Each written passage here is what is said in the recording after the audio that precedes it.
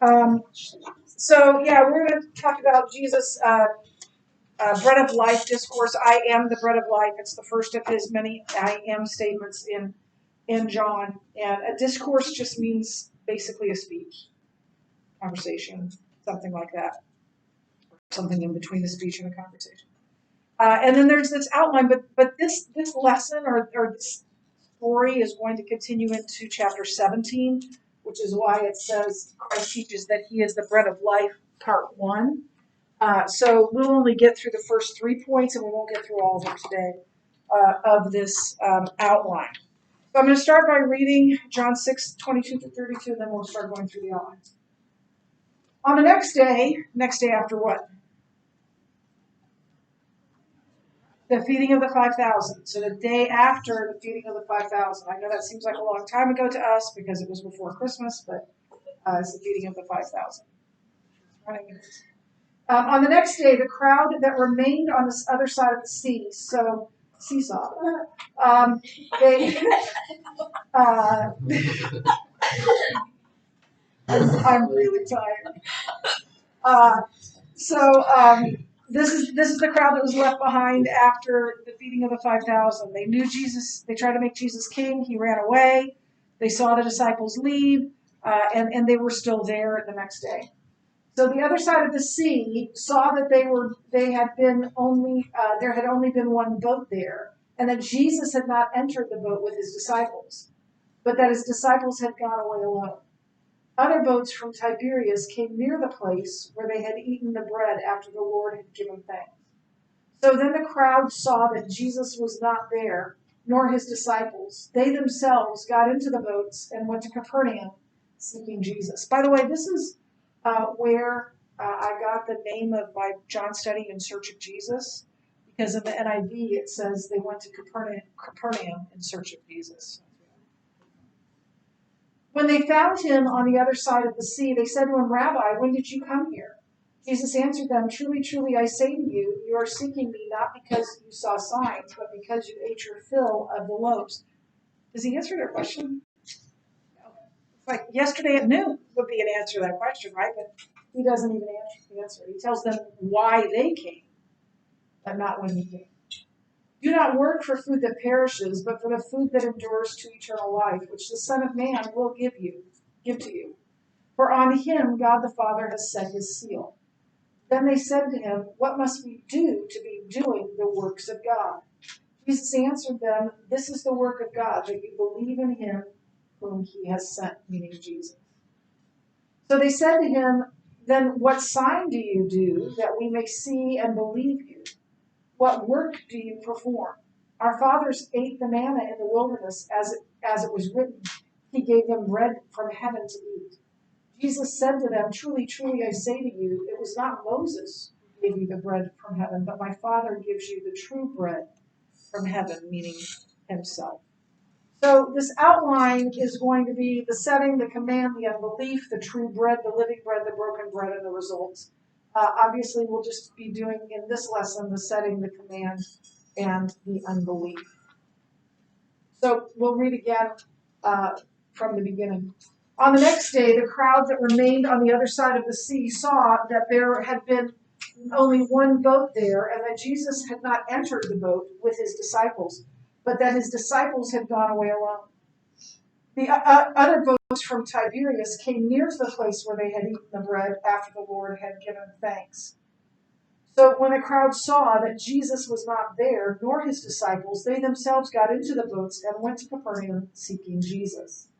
When they found him on the other side of the sea, they said to him, "Rabbi, when did you come here?" So we begin our story with the setting of this story, the place of this story. And the place was in the synagogue of Capernaum. Now, we don't read that in the verses we just read. If you keep reading, you get to verse 59 at the end, and it says, Jesus said these things in the synagogue as he taught at Capernaum. The people coming from the feast, the feeding of the 5,000, probably knew where to find him, because he made a habit of going to synagogues and teaching there. So they went there, and Jesus was there, and they found Jesus in that synagogue. Now, this is in your book as well, but you don't need to turn to it. This is a picture of a 3rd century AD synagogue at Capernaum. So this is not the actual synagogue that that Jesus would have been in. It is 200 something, 200 something. But it is on the same spot as the synagogue that Jesus would have been in, would have given this bread of life discourse. And I'll show you some remnants of that synagogue in a minute. But first, let's talk about where this is. So this is saying where the feeding of the 5,000 might have taken place. We learn in Matthew that it was near Bethsaida. So I think that somewhere along what's now called the Golan Heights, somewhere along the shore where there's a lot of grassy area, it happened. We don't know exactly where it is, but I think that is probably the most likely area. And so we remember that those winds were blowing through, and they were growing from wherever that's by the way a picture of the Sea of Galilee, the northern side of it, and Bethsaida is where that dot is, and and then Jesus was going to Capernaum, so going east to west to Capernaum, and that would have been essentially their route to get there. Although they rode there, but Jesus did take a little walk on the water before getting into the boat to sail the rest of the way there. Now, let's look at some more pictures here. So this is a schematic of what those ruins would have looked like in earlier days, and the place where they worshipped is what we would look and see as a sanctuary. They conducted business and had conversations outside of that in the court, and it's kind of a mini temple, right? So that's where their religious life was. Now, you can see this older rock that's next to the synagogue. This is maybe a better view of it. You see this white rock up here that's the 3rd century church. That's imported rock. But below it is this black basalt rock. That's the kind of rock that you find on the shores of the Sea of Galilee. So this would have been the foundation of the synagogue that Jesus taught in at Capernaum, that the bread of life discourse would have taken place on that very spot, even though that the synagogue, the top part of the synagogue, is no longer there. Still, you want to go with me to see that? I'd love to see Capernaum. I'd love to see a lot of things. Jacob's Well. I was in John 4 this morning, and reading about Jacob's Well in my Bible, wanting to go again. So then, this is the setting of this discourse. What is the time of the discourse? It's the day after the feeding of the 5,000. The next day. And as far as the people were concerned, they kind of thought that Jesus had vanished. They didn't know where he had gone. They knew that they tried to make him king and he escaped, but they didn't know where. They knew he hadn't gone in the boat, but they didn't know where he actually went. And so boats come in, and they finally take those boats out to go to Capernaum, assuming that that's where he would be found.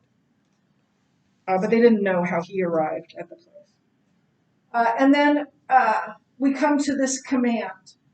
Jesus answered them, "Truly, truly, I say to you, you are seeking me not because you saw signs, but because you ate your fill of the loaves. Do not work for the food that perishes, but for the food that endures to eternal life, which the Son of Man will give to you. For on him, on the Son of Man, God the Father has set his seal." Then they said to him, what must we do to be doing the works of God? Jesus answered them, this is the work of God, that you believe in him who God has sent. These verses show the perception of Christ. He knows why they were coming to him, why they sought him out. He knows what is in a man, we read in chapter 2. Jesus answered them, truly, truly, I say to you, you are seeking me not because you saw the signs, but because you ate your fill of the loaves. What does he mean by that? He doesn't answer their question. When did you get here? And he tells them something about them. He doesn't tell them anything about him. He says something about them. That they just want what they can get from him. They don't want to follow him or to know him.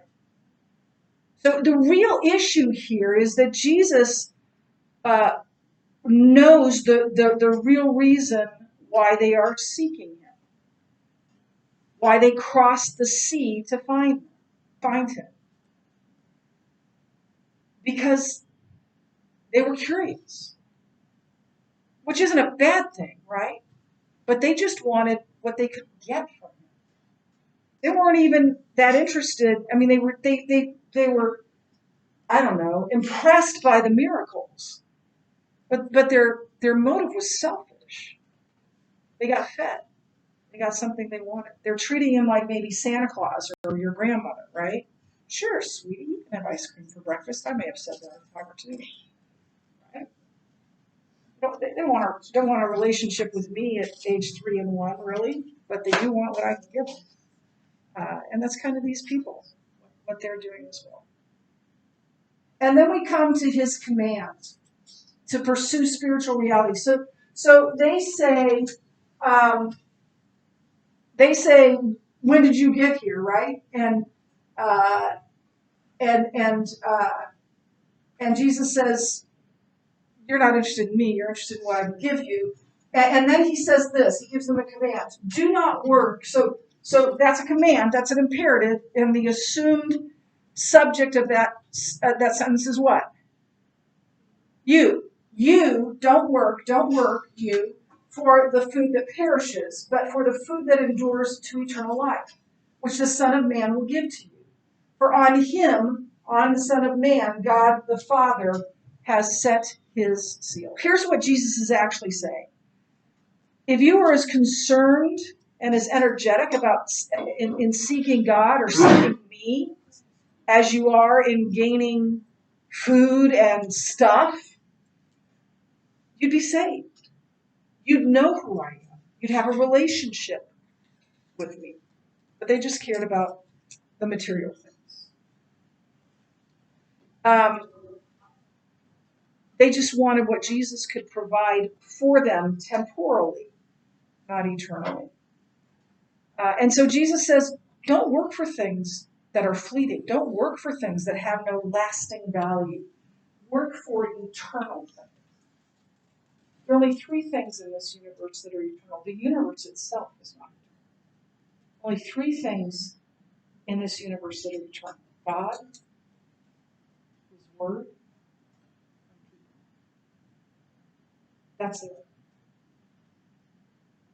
And if we're going to invest our lives in something, ought it not be for something that will outlive us? Ought it not be something that is more than what will just corrode and be gone? I think I told you this story before, but I'll tell it again. That years and years ago, when Josh was, 6, 7 years old, we were driving on Fort Crook Road out here, just right in front of the mall. And we passed a Cadillac that was rusted out and several different colors, and the vinyl top was flapping in the wind. And Josh laughed at it and said that that's a awful car, that's a horrible car. I said, when that thing was new, it was one of the nicest cars on the road. And he laughed again. He's like, no, it wasn't. I said, no, it was. And I took that opportunity to teach him how stuff doesn't last. Stuff's not eternal. And we spend so much of our time wanting stuff that's going to be passe as soon as the new stuff comes out. And it doesn't ultimately fulfill. And I think that that's one of Jesus's primary points, that it doesn't fulfill. It doesn't meet our true need, our true spiritual. I'm not saying you can't enjoy a good meal or want to have a nice phone, or that's not what I'm saying. But I'm saying that those are not. We should not be investing our lives. We should be investing our lives in that which is eternal. And the only things that are eternal are God, His Word, and people.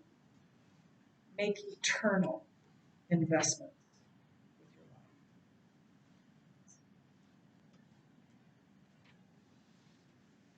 And then we see misunderstanding again in John. I told you it's a common theme in John. And so the Jews believe that salvation is by works. So like most people in the world, they just want to know, what do I have to do? I want what you're selling. What do I have to do? What do I have to pay? What do I have to do? Do I have to pray 7 times a day? What do I need to do? And that's why, and this is the way we are as human beings. And that's why every other religion on the planet is based on works. The works differ from religion, but it's all the same. If you do this and this and this, and you don't do this and this and this, you'll reach God. Christianity is the only one that starts with the truth. You can't do it. So God did it for you. And so they're asking Jesus, just tell us what to do. We'll do it. And then we'll be saved. But Jesus, the Jesus explanation is that the only work, which isn't a work at all, is to believe. For it is by grace you have been saved through faith, and not of yourselves, not by works, lest you should boast. And so he says, this is the work, is to have faith. It is to believe in Him, to believe in who Christ, or who God sent, and that's Jesus. And so they just heard the first and last words of His command and missed the part about a relationship with Christ, about Christ achieving salvation. And then finally, the explanation. I guess it was earlier. Verse 29. The only work is to believe in Christ. So we're going to stop there. We'll finish this tomorrow. It shouldn't take too long. If you would, please open your books back to the first page of that student work and put them upside down on here again. Hi, Autumn.